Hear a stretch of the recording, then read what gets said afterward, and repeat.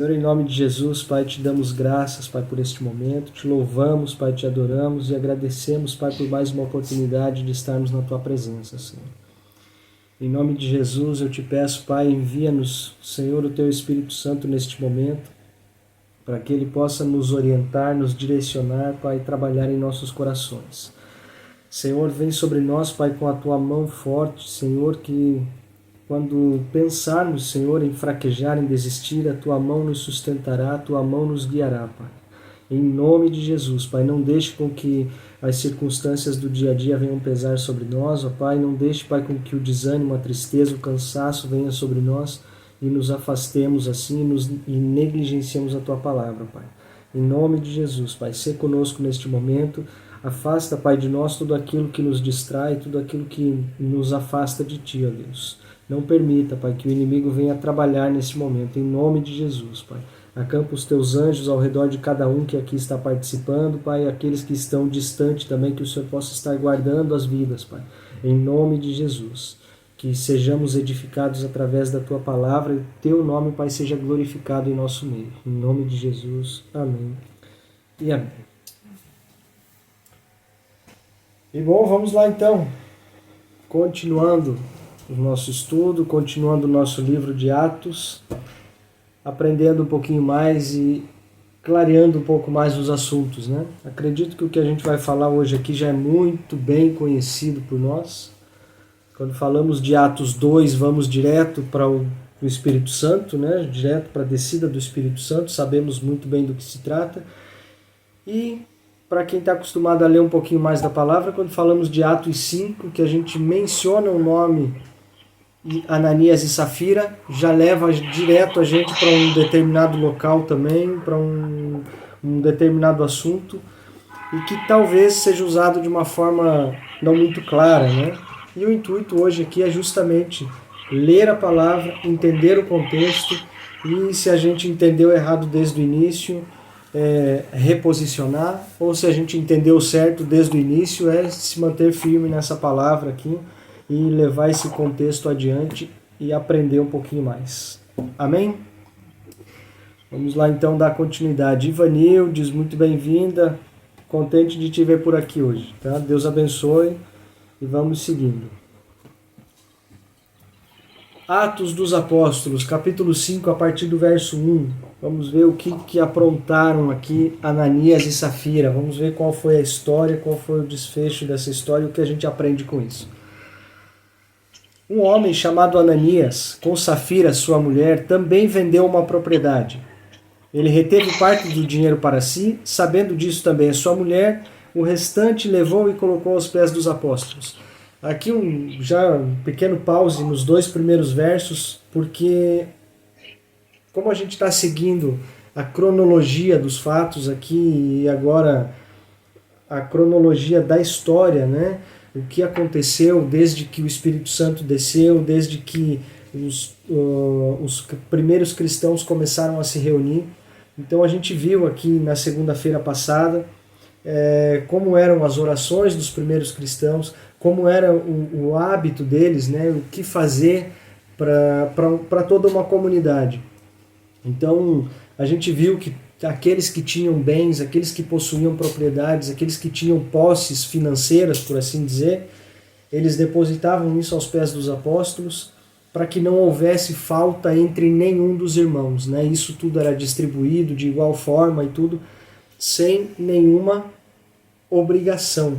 Isso tudo era feito pelo corpo, pela congregação, por assim dizer, por aquele povo reunido, e eles entendiam isso como o reino de Deus. Então cada um de acordo com as suas possibilidades, de acordo com aquilo que eles tinham, com aquilo que eles poderiam fazer, ou se não mesmo com todo o entendimento do coração, com tudo o que eles tinham, eles não entendiam mais que nada aquilo era deles, era tudo para um bem comum, né? Se o Senhor me abençoou com tal parte, eu posso abençoar também o meu irmão que precisa mais do que eu, e assim sucessivamente. Esse era mais ou menos o contexto da época, né? Quando surgiram as primeiras reuniões dos cristãos. Dentro desse mesmo contexto, vem esses dois versos que a gente leu aqui, né? Ananias e Safira, sua mulher, eles venderam uma propriedade né? Tanto que a palavra aqui vai nos dizer, um homem chamado Ananias, com Safira sua mulher, também vendeu uma propriedade. Então quer dizer, eles também fizeram como os outros estavam fazendo. Eles também entenderam que eles precisavam contribuir, que eles precisavam servir ali aqueles que estavam à sua volta e venderam essa propriedade. Vamos ver aqui o desenrolar da história a partir do verso 3. Então perguntou Pedro, Ananias, como você permitiu que Satanás enchesse o seu coração ao ponto de você mentir ao Espírito Santo e guardar para si uma parte do dinheiro que recebeu pela propriedade? Ela não lhe pertencia? E depois de vendida, o dinheiro não estava em seu poder? O que levou a pensar em fazer tal coisa? Você não mentiu aos homens, mas você mentiu a Deus. Então notem que aqui Pedro é direto com ele, porque Pedro sabia do que se passava. Não por que diz que me disse, um veio e contou e falou isso e aquilo. O próprio Deus o revelou, porque Pedro, em tal contato ali, em tamanho contato que ele tinha com o Senhor e com o Espírito Santo, essa revelação já veio diretamente a Pedro. E ele pergunta, né, ele questiona ali a Ananias, por que você tomou tal atitude? A terra não era sua? Ainda que você decidisse vender a terra, o dinheiro dessa venda ele não era teu, ele não estava na tua posse. Aqui nota-se mais uma vez que a obrigação de trazer esse dinheiro, a obrigação de vender a sua propriedade, a obrigação de fazer algo por aquele corpo, ela não existia. Até como nos dias de hoje não existe essa obrigação de você fazer desta forma ou daquela forma e tal. Talvez seja um pouco confuso isso que eu vou falar, porque a gente é doutrinado a fazer de outra forma, né? A gente cresceu ouvindo que precisa ser assim, assim, assim, assim, mas à medida que a gente vai lendo a palavra do Senhor, à medida que a gente vai se aprofundando, a gente vê que muitas das coisas praticadas e ensinadas a praticar, elas não são obrigações. Elas são feitas por amor e por entendimento. E a partir do momento que a gente coloca isso como uma obrigação, isso se torna um peso. Então logo, eu fazendo o que eu estou fazendo por obrigação, o meu serviço ao Senhor se torna um peso. O Senhor nem recebe esse tipo de peso. Porque ou servimos por amor e compreensão, ou não adianta nem fazer. Porque se a gente faz somente para cumprir uma cartilha, um ritual e um papel, a gente não está fazendo com entendimento de coração, a gente está fazendo muitas vezes por medo. Eu vou fazer porque senão eu vou sofrer isso, eu vou fazer porque senão eu vou sofrer aquilo, eu tenho que fazer assim porque senão eu vou sofrer essa consequência. E não é.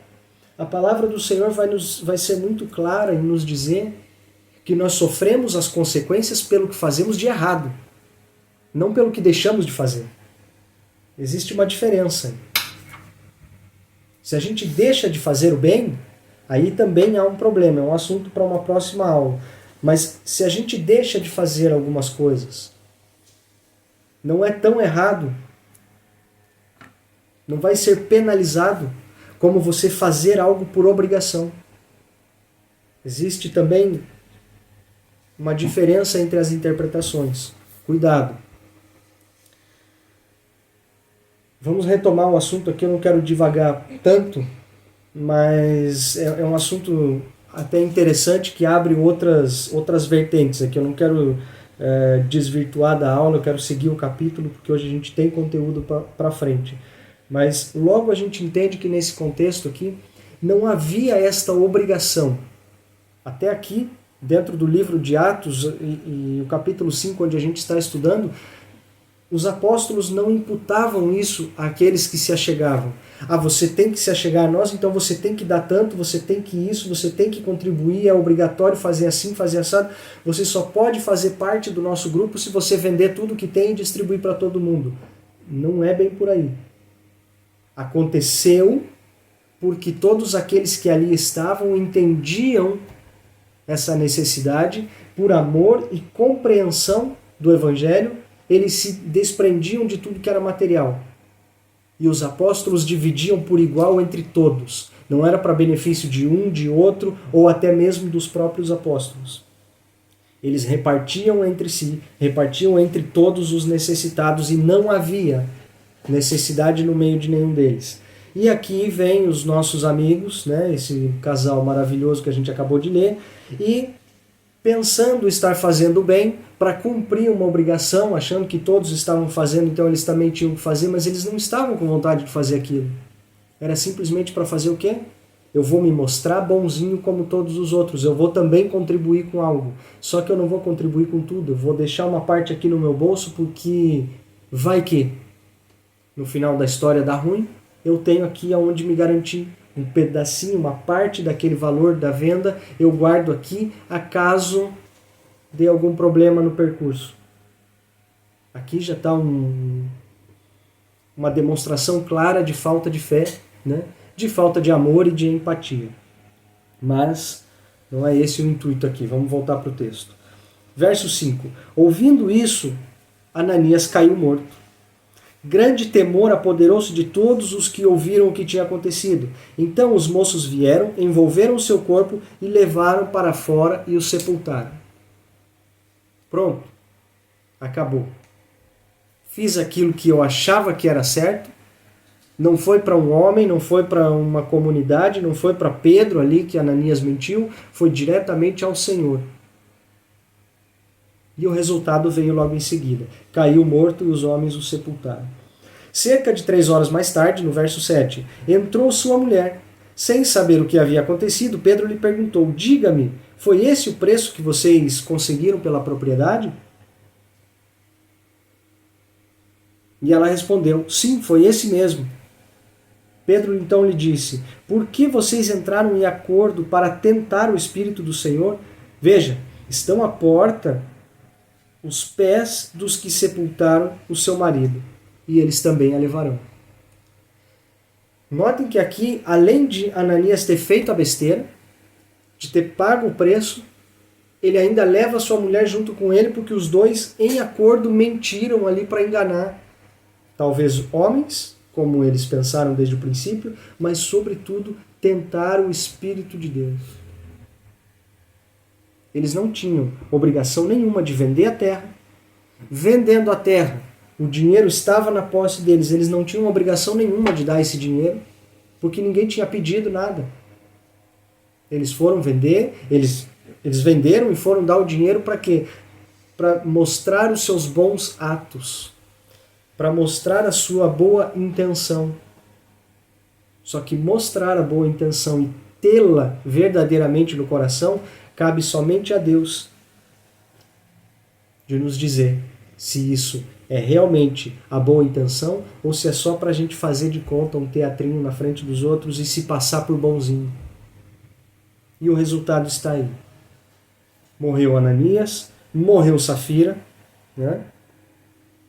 Verso 10 aqui eu esqueci de ler, mas o resultado não foi diferente. Naquele mesmo instante ela caiu morta aos pés dele. Então os moços entraram e, encontrando a morta, levaram-na e a sepultaram ao lado do seu marido. E grande temor apoderou-se de toda a igreja e de todos os que ouviam falar desses acontecimentos. A gente pode enganar muita gente por algum tempo, mas a gente não pode enganar todo mundo o tempo todo. Isso falando no meio humano, isso falando de pessoas. A Deus e ao Espírito Santo, nós não conseguimos enganar nem por um segundo. Não adianta fazer cara de bonzinho, não adianta vender tudo que tem e entregar, porque Paulo vai falar isso um pouquinho mais lá na frente, que de nada adianta. Você dá tudo o que você tem, você dá o seu corpo para ser queimado, você falar tal língua e tal língua, e assim sucessivamente. Todos conhecem já essa passagem, até música já virou isso, fora do mundo cristão. Então é muito conhecido, mas se não houver o amor, a pureza de coração e a sinceridade no coração, de nada adianta. Podemos fazer o que for, vender as propriedades, entregar todo o dinheiro que seja, mas se for somente para fazer de conta, de nada adianta. O resultado vem porque o Senhor sonda a intenção do nosso coração. Amém? Dito isso, a gente avança mais um pouquinho. Não quero ficar patinando no mesmo assunto, porque, como eu disse, já é algo que a gente conhece, mas talvez aplicado de uma outra forma, talvez instruído de uma outra maneira, e aqui o contexto é puro, simples e claro como toda a palavra do Senhor. Amém? Verso 12. Não sei se a tua Bíblia vai dividir ou não, a minha divide em um subtítulo aqui. Os apóstolos curam muitos doentes. Verso 12 vai dizer assim: os apóstolos realizavam muitos sinais e maravilhas entre o povo. Todos os que creram costumavam reunir-se no pórtico de Salomão. Dos demais, ninguém ousava juntar-se a eles, embora o povo os tivesse em alto conceito. Em número cada vez maior, homens e mulheres criam no Senhor e lhes eram acrescentados, de modo que o povo também levava os doentes às ruas e os colocava em camas e macas para que pelo menos a sombra de Pedro se projetasse sobre alguns enquanto ele passava. Afluíam também multidões das cidades próximas a Jerusalém, trazendo seus doentes e os que eram atormentados por espíritos imundos, e todos eram curados. Não sou eu que vou acrescentar uma vírgula ou tirar outra ou ficar falando coisa que aqui não está escrito. Mas uma coisa eu posso dizer e tenho certeza e não tenho medo de errar. Que Pedro, ao momento que ele fazia isso, os outros que também estavam com eles, em nenhum momento a glória de todos esses eventos, de todas essas curas, eram para eles. Em nenhum momento. Claro que aqui não está escrito, mas se a gente folhear todos os evangelhos até o final do Novo Testamento, em nenhum momento a gente vai ver alguns deles dizendo: venham porque fui eu que fiz, sou eu que tenho a palavra, sou eu que tenho o poder, a verdade, isso e aquilo. A todo tempo a glória é do Senhor, de Jesus e do Espírito Santo. Os três feitos em um, os mais importantes de toda a história. E ninguém pode tomar este lugar. Ninguém pode tomar a glória para si dizendo: eu curo, eu sei, eu ensino, eu faço. Isso não funciona. Embora seja o que a gente veja atualmente. Embora seja o que a gente ouça em muitos lugares atualmente. Atrai multidões? Sim. Funciona em determinados locais para determinados públicos? Sim, funciona. Porque o povo está atrás daquilo que os dá prazer. O povo está atrás daquilo que supre a necessidade momentânea. E o Senhor Jesus não faz isso. Ele é reto, justo e ele supre aquilo que precisamos para a eternidade. Não os nossos desejos momentâneos, os nossos desejos falhos do coração, de dias que passarão, de bens que a traça irá comer, que a ferrugem irá destruir e que passará desta terra. O que o Senhor Jesus nos promete é a vida eterna. Algo que talvez hoje a gente não possa pegar, não é físico, a gente não pode ver. Talvez por isso para muitos não tem valor. Mas essa é a maior promessa que o Evangelho nos deixa. Então, que não corramos atrás daquilo que o mundo pode nos oferecer. Que possamos nos contentar com as boas novas do Senhor, que é a salvação e a vida eterna. Continuando, verso 17. É claro que toda essa maravilha, todos estes detalhes que lemos aqui, vai repercutir de alguma forma. Vai virar notícia. Se hoje vira, aquele tempo também não era diferente. A única diferença é que não havia tanta tecnologia para correr a informação tão rápido, mas também virava notícia. E assim como naquele tempo, nos dias de hoje também não é diferente. Tudo que vira notícia vai agradar uma parte e vai desagradar outra. Aquilo que eu falo aqui pode agradar 1, 2, 3, talvez 5, não sei, mas vai desagradar uma grande maioria. Eu tenho certeza disso. E não tenho medo de continuar. Não tenho medo e nem receio de continuar e acontecer aquilo que o Senhor já nos anunciou que aconteceria. Como falou claramente a minha esposa. Vocês não têm medo de se encontrar sozinhos? Não, porque não corremos atrás de pessoas. Não corremos atrás de multidões e não procuramos ajuntar multidões para nós. Humildemente eu falo isso para vocês. Estamos simplesmente focados e direcionados em cumprir a palavra do Senhor, em anunciar a sua palavra da forma mais pura, clara e simples possível. E isso vai desagradar. É lógico, é óbvio, porque isso já aconteceu lá atrás, isso já aconteceu com os apóstolos, isso aconteceu sobretudo com Jesus, quando ele veio anunciando algo que era contrário àquilo que era costume do povo, e isso vai acontecer nos dias de hoje. Então não há problema nenhum, não nos sentimos amedrontados, afrontados, e de forma alguma vamos rejeitar aqueles que estão em desacordo conosco. Amamos da mesma forma, respeitamos da mesma forma. Que isto fique muito bem claro. Mas sabemos que talvez alguma mensagem, alguma forma de falar, alguma forma de transmitir a palavra vai desagradar. Pois nem o nosso Senhor, Santo dos Santos, o soberano dos soberanos, agradou a todos, quem dirá a nós, pequeninos, pequeninos que somos. Mas não diferente do que vivemos aqui, no verso 17 vai nos dizer também que a pregação dos apóstolos, a palavra que estava sendo ensinada, o que Pedro estava fazendo, o que ele estava praticando e ensinando ali, desagradou a muitos. Para dar continuidade àquilo que eu estava falando, vamos ler o verso 17 e saber exatamente na palavra do Senhor o que aconteceu. Então o sumo sacerdote e todos os seus companheiros, membros do partido dos saduceus, ficaram cheios de inveja. Olha só, desde aquele tempo já acontecia isso? Poxa, então hoje não se surpreendam. Verso 18. Por isso mandaram prender os apóstolos, colocando-os numa prisão pública, mas durante a noite um anjo do Senhor abriu as portas do cárcere, levou-os para fora e disse: dirijam-se ao templo e relatem ao povo toda a mensagem desta vida. Ao amanhecer eles entraram no pátio do templo, como haviam sido instruídos, e começaram a ensinar o povo. Quando chegaram, o sumo sacerdote e os seus companheiros convocaram o sinédrio, toda a assembleia dos líderes religiosos de Israel, e mandaram buscar os apóstolos na prisão.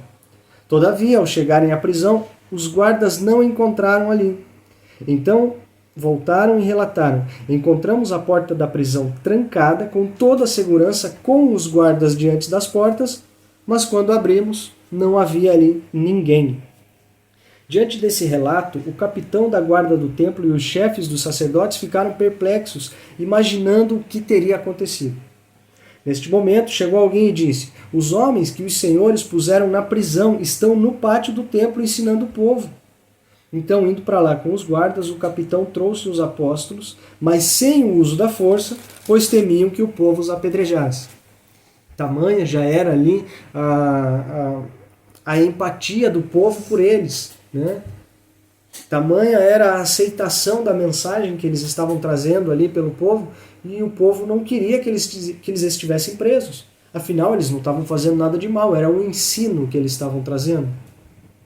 Claro que confrontava aqueles que já tinham interesses diferentes, mas aquilo que estava sendo novo para o povo era livre para escolher. Ou este ensino, do qual eles são testemunhas daquele inocente que foi crucificado, ou a gente vive essa vida aqui seguindo tais regras que a gente já conhece desde tanto tempo, regras estas que eles nos aplicam, nos cobram, mas não praticam. Verso 27.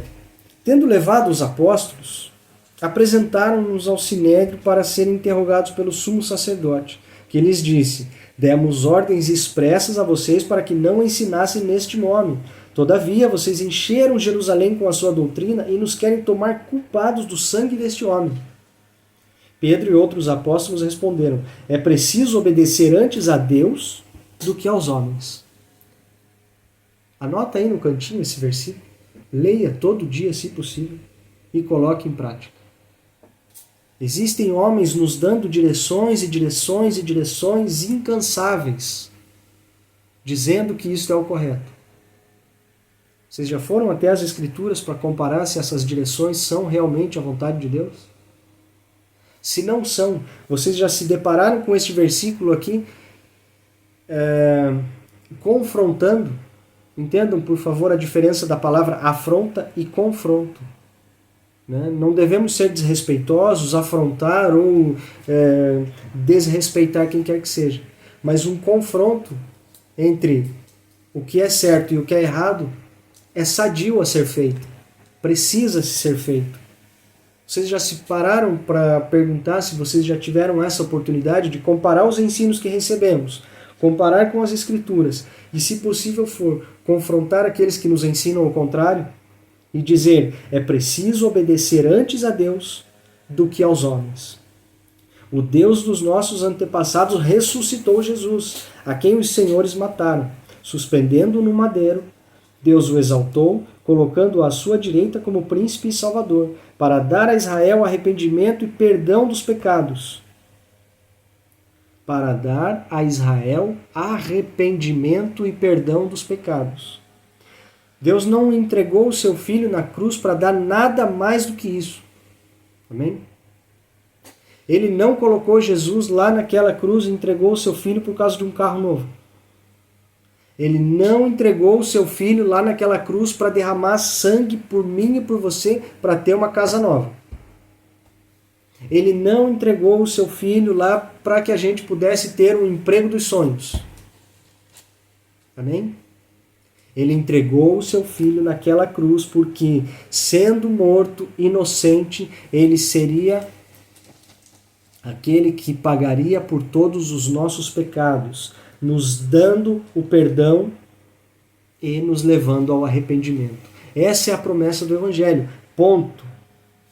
O que passa disso, meus irmãos, temos que tomar cuidado. Eu vou medir um pouquinho aquilo que eu gostaria de colocar para fora, mas temos que tomar cuidado com o que passa disso. Tá? Verso 32, não vamos nos perder aqui. Nós somos testemunhas destas coisas, bem como o Espírito Santo que Deus nos concedeu aos que lhe obedecem. Eu vivo fazendo coisa errada a semana inteirinha. Domingo na igreja eu grito mais do que todo mundo dizendo que eu estou cheio do Espírito Santo. É um pouco contraditório isso. E um pouco perigoso a gente agir e afirmar dessa maneira. Porque aqui nós estamos lendo, nós somos testemunha de tais coisas, bem como o Espírito Santo, que Deus concedeu aos que lhe obedecem. Porque se a gente não obedece, quer dizer que a gente está errando. Se a gente está errando, a gente está pecando. Deus não coabita com o pecado. Entendem ali onde eu quero chegar? Se existe um erro, se existem falhas recorrentes, é claro que somos todos pecadores e erramos, eu sei, não estou dizendo que ninguém é santo e perfeito, mas existem erros recorrentes que a gente tem dificuldade de se afastar. Uma vez que a gente não se posiciona, que a gente tem dificuldade de se afastar desses erros, é difícil também a gente crer que a gente continua errando, mas mudou um pouquinho o ambiente, eu estou perto de determinadas pessoas, agora eu sou cheio do Espírito Santo. Agora eu falo, eu grito, eu oro, isso, eu aquilo, aquele outro. Então... Vamos devagar. Vamos devagar, porque se a gente vier aqui para a interpretação, a gente vai ver que talvez a gente se equivoca um pouquinho com as nossas próprias interpretações a respeito de nós mesmos. Estou falando eu para mim, chamando a atenção de você olhar para dentro de você mesmo. Eu não estou falando aqui de fulano, ciclano, beltrano, apontando para ninguém. Eu me coloco na frente da fila e assim que sirva de exemplo para todo mundo, para que a gente possa ler, refletir sobre nós mesmos. Opa, sábado eu estava desse jeito, eu falei dessa forma, eu respondi assim, no trânsito eu tive tal e tal atitude, no meu trabalho eu fiz isso e aquilo. Não, mas está tudo bem, no domingo eu estou cheio do Espírito Santo, maravilha, uau, eu sou o espiritual. Calma, vai com calma, amém? Voltando, verso 33. Ouvindo isso, eles ficaram furiosos e queriam matá-los. Mas um fariseu chamado Gamaliel, mestre da lei, respeitado por todo o povo, levantou-se no sinédrio e pediu que os homens fossem retirados por um momento. Aí ele pôde pensar um pouquinho, ele pôde refletir nas atitudes ali, ao invés de simplesmente sair apedrejando e matando todos os apóstolos, né? Então ele diz assim, no verso 35. Israelitas, considerem cuidadosamente o que pretendem fazer a esses homens. Então ele chama a atenção ali e diz assim, ó, vamos com calma, não vamos botar os pés pelas mãos. E aqui a partir do verso 36 é algo que eu queria que a gente fizesse realmente atenção, porque isso daqui é maravilhoso. Não vou atravessar o contexto, eu vou primeiro ler aqui e depois vamos ver se vocês vão entender a mesma coisa que eu. Verso 36. Há algum tempo apareceu Teudas, reivindicando ser alguém. Cerca de 400 homens se juntaram a ele. Ele foi morto, todos os seus seguidores se dispersaram e acabaram em nada. Verso 37. Depois dele, nos dias do recenseamento, apareceu Judas, o galileu, que liderou um grupo em rebelião. Este também foi morto e todos os seus seguidores foram dispersos. Notem, 2 aqui já apareceram. Eu sou esse, eu sou aquele, eu faço isso, eu faço aquilo. A gente até reúne uma galera. A gente até reúne aquele que tem as mesmas ideias, aquele que acha que é legal, que vai ter algum lugar no barco. É fácil reunir, discursar bem, falar bonito, a gente reúne. Mas quando não tem uma base sólida, quando aquilo não é verdadeiro, quando aquilo não tem uma boa procedência e a intenção do coração também não é a mais pura possível, aqueles que estão seguindo logo se dispersam. Mas aqui no verso 38, o texto vai nos dizer assim: portanto, neste caso eu os aconselho, deixem estes homens em paz e soltem-os. Se o propósito ou a atividade deles for de origem humana, fracassará. Mais um ponto aqui para a gente guardar a carta na manga, como a gente diz, né? Você está tentando fazer alguma coisa por você mesmo? Você está tentando levantar uma rebelião por você mesmo? Você está tentando ir contra alguma coisa por você mesmo? Do fundo do meu coração, com todo o amor que eu tenho, não vou nem dizer experiência, porque essa não tenho quase nada, pouquíssimo tempo aqui que eu tenho essa caminhada. Mas se você está tentando fazer alguma coisa pelo teu braço, pela tua força, pelo teu conhecimento, pelo teu achismo, para agora, melhor. Para já. Você vai evitar de se frustrar, você vai evitar de se cansar, você vai evitar aborrecimento, você vai evitar um monte de coisa. Se você tem certeza que aquilo que você está fazendo é a tua vontade, você quer colocar isso a todo custo em prática ali, quer que as pessoas aceitem, para já. Está aqui, não sou eu que estou falando, está escrito aqui. Se o propósito ou a atividade deles forem de origem humana, fracassará. Verso 39, se proceder de Deus, vocês não serão capazes de impedi-los, pois se acharão lutando contra Deus. O que mais eu posso falar e acrescentar aqui? Aquilo que a gente está fazendo, se for do nosso braço, da nossa força, fracassará. Assim como aconteceu com os 2 primeiros, né? Teudas e Judas.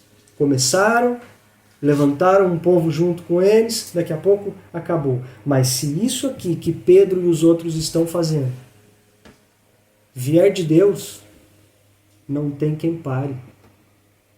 Não há quem impeça. Ah, mas eu estou fazendo e não estou vendo nada.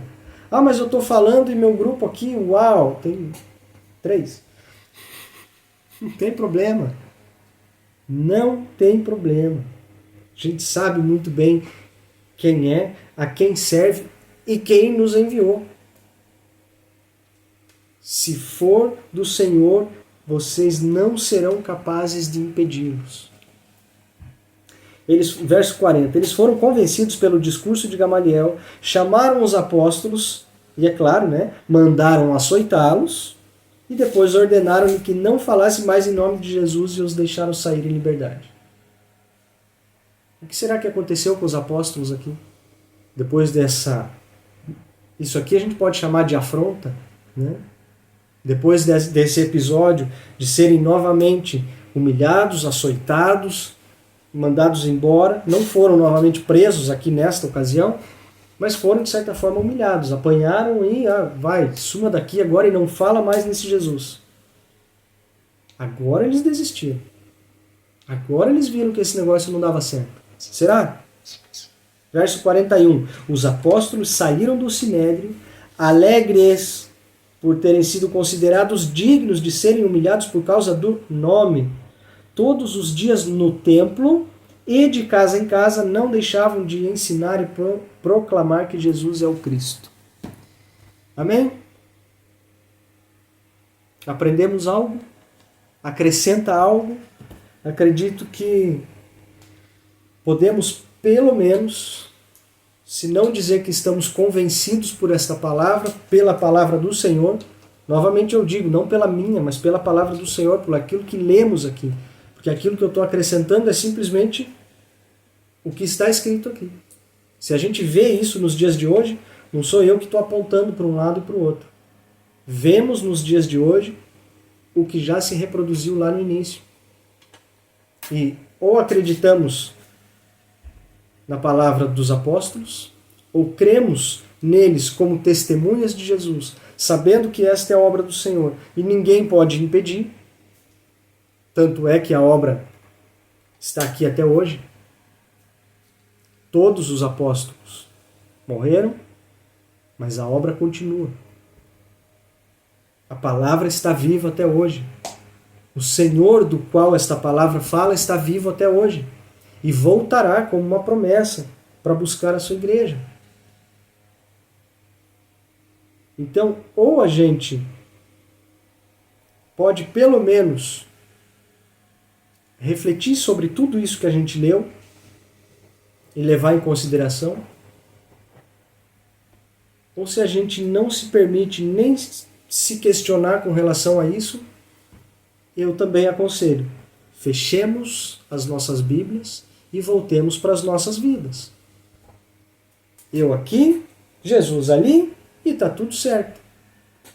Porque a palavra do Senhor vai dizer, um pouquinho mais para frente, aqui, lá no final, claro, das Escrituras, que é melhor que sejamos frios do que sejamos mornos, para evitar que sejamos vomitados da boca do Senhor. Ou a gente considera um pouco isso que está aprendendo, lê e tenta colocar em prática, ou todo o resto também não vai valer muita coisa, porque é somente uma cartilha que a gente está aqui cumprindo por obrigação. Amém? Eu quero avançar mais um pouquinho, já que a gente tem tempo. O capítulo 6 é bem curtinho e dá tempo de a gente juntar um pouco mais de assunto aqui. Capítulo 6, verso 1. Naqueles dias, crescendo o número de discípulos, os judeus de fala grega, entre eles, queixaram-se dos judeus de fala hebraica, porque as suas viúvas estavam sendo esquecidas na distribuição diária de alimento. Por isso, os 12 reuniram todos os discípulos e disseram: não é certo negligenciarmos o ministério da palavra de Deus a fim de servir às mesas.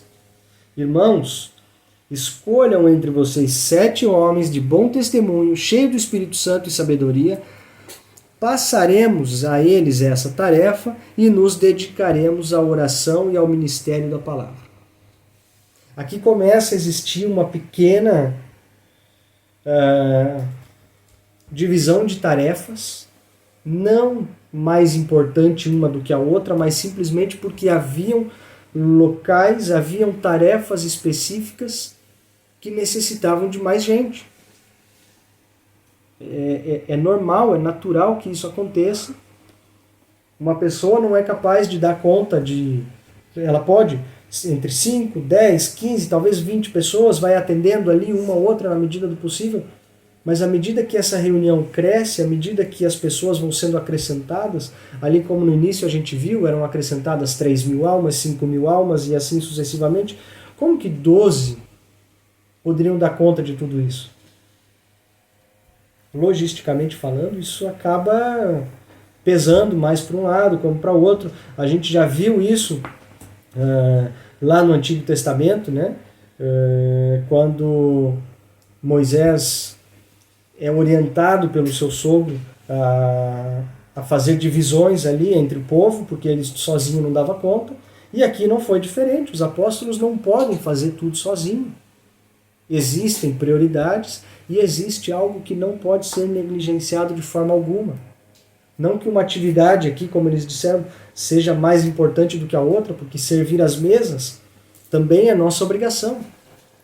Servir às mesas, servir as viúvas que estavam se queixando na distribuição do alimento, a verdadeira religião aquilo que o Senhor Jesus nos deixou como primeira missão, vamos assim dizer, é sustentar os órfãos e as viúvas. E neste episódio aqui, as viúvas estavam se sentindo um pouco lesadas nessa divisão de alimento.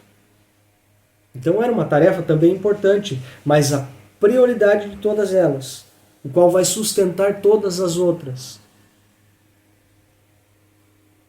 Não estou lendo aqui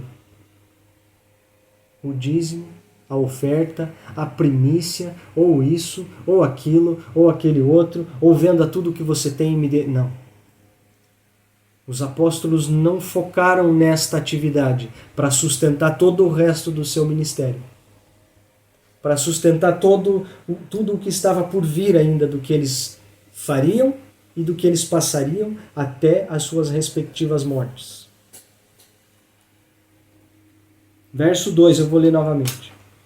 Por isso os 12 reuniram todos os discípulos e disseram: não é certo negligenciarmos o ministério da palavra de Deus. Mas ao final aqui, verso 4 vai nos dizer que eles continuaram a sua oração. E nos dedicaremos à oração e ao ministério da palavra.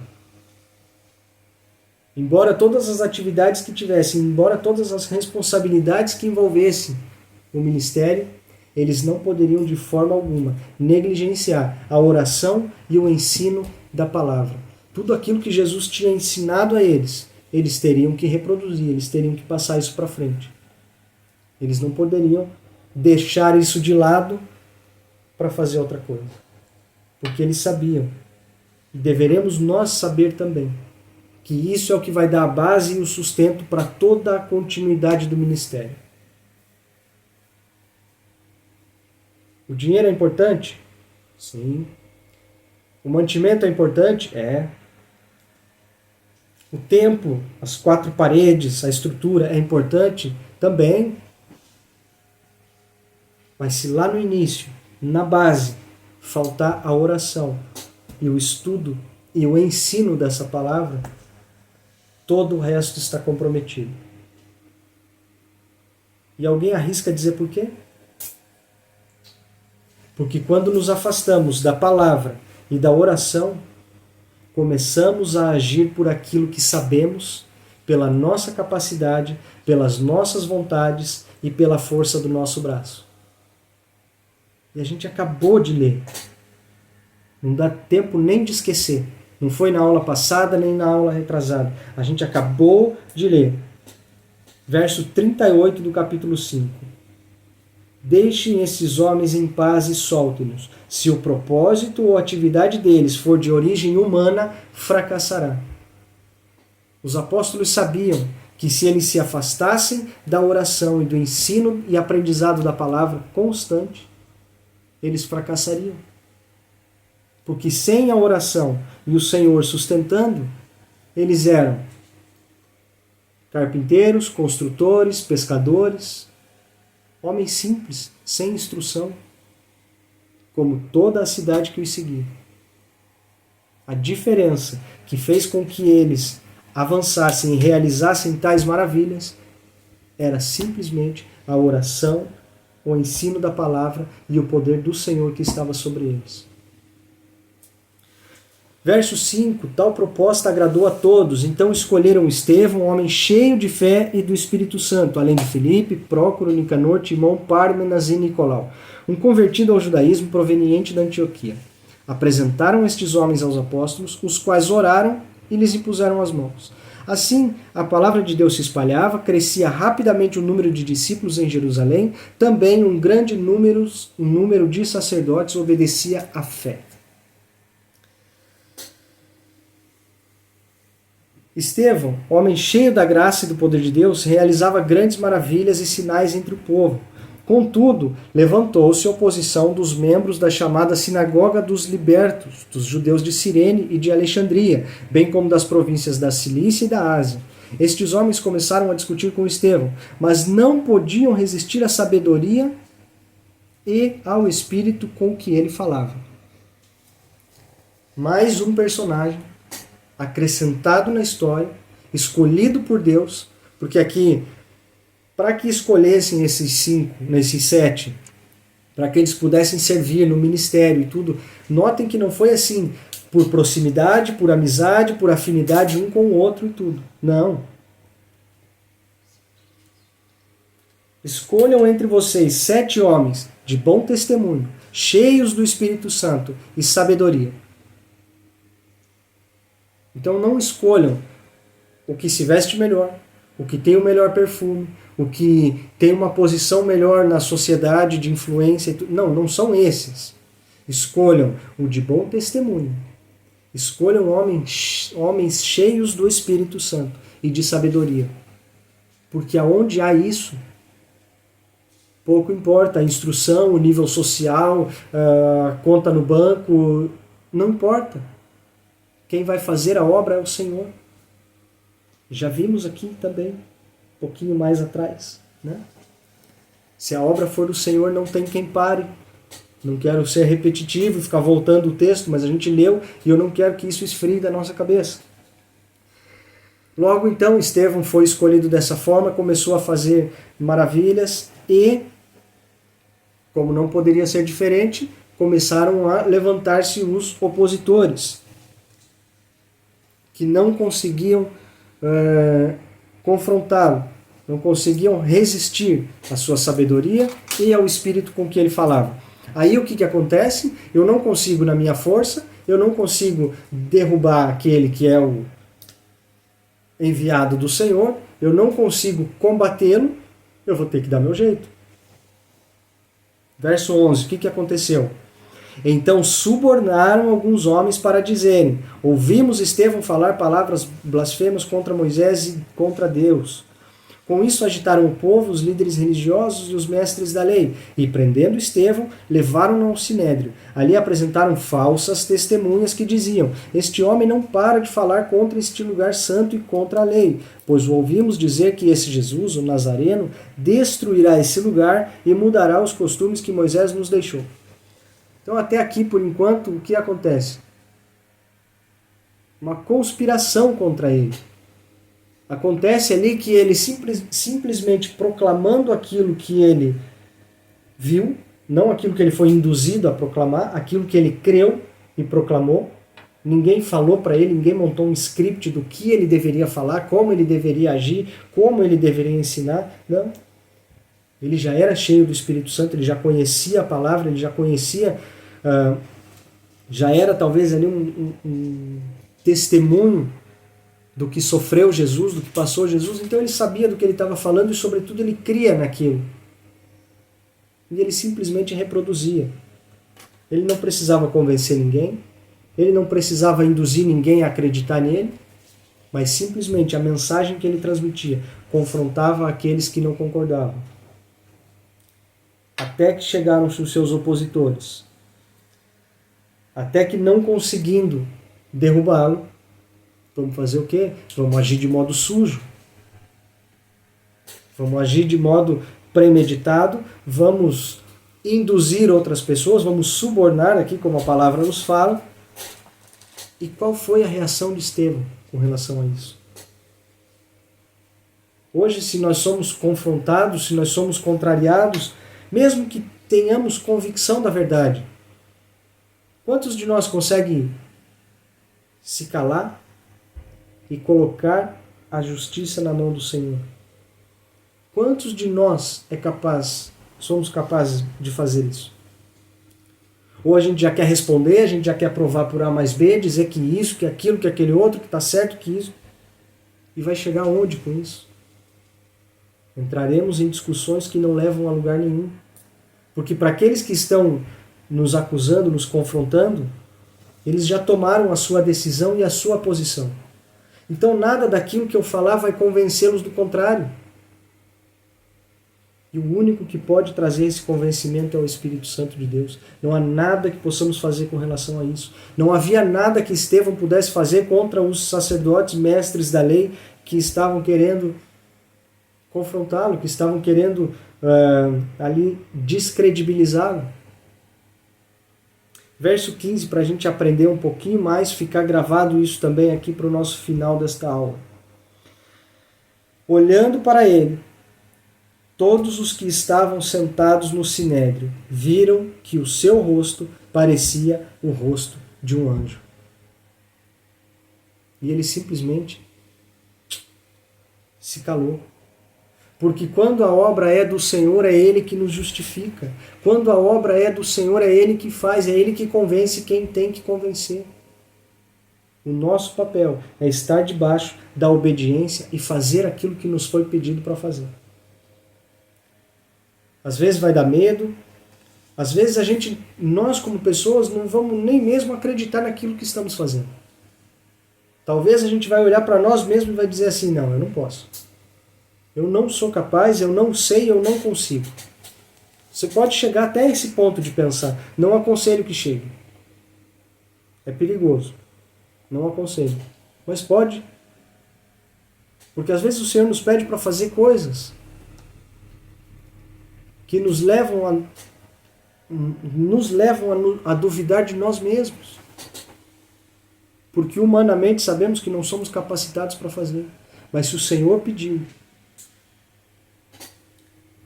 se proceder de Deus, vocês não serão capazes de impedi-los, pois se acharão lutando contra Deus. Se o Senhor pediu, Ele vai te sustentar, Ele vai te capacitar, Ele vai te orientar.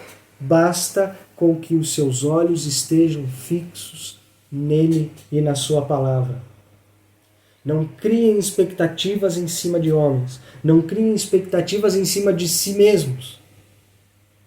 Se é o Senhor que mandou, se é o Senhor que direcionou, Ele que orientou, a expectativa tem que estar nele, porque é Ele quem vai realizar a obra. E Ele é fiel e justo para cumprir, do início ao fim da obra.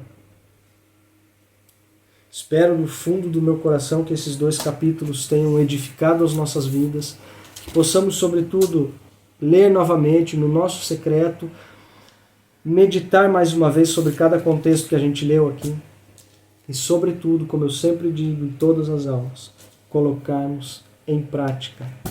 Nem sempre é o mais simples a fazer, mas é o mais importante. Ler, acabou a aula, fechar o telefone, a Bíblia e sair daqui da reunião e dizer que foi ótimo, amém, a gente agradece e eu sei que para vocês também pode ter sido satisfatória a aula. Mas isso passa.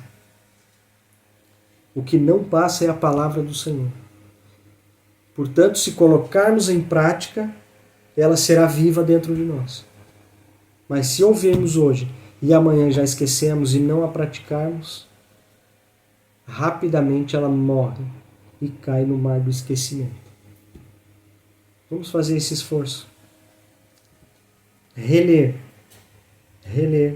e reler cada capítulo que a gente vê aqui às segundas-feiras e aplicar o máximo possível em nossas vidas.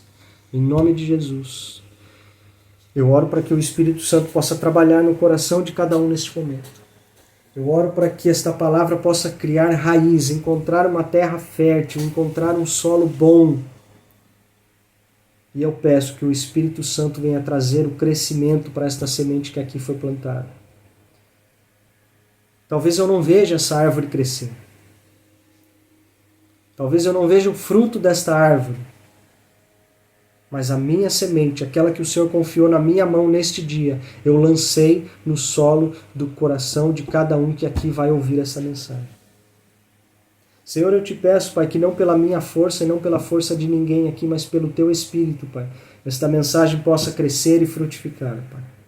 Que ela possa tocar o coração de cada um que a ouvir, Senhor, e assim também aqueles a quem os rodeiam, Senhor amado.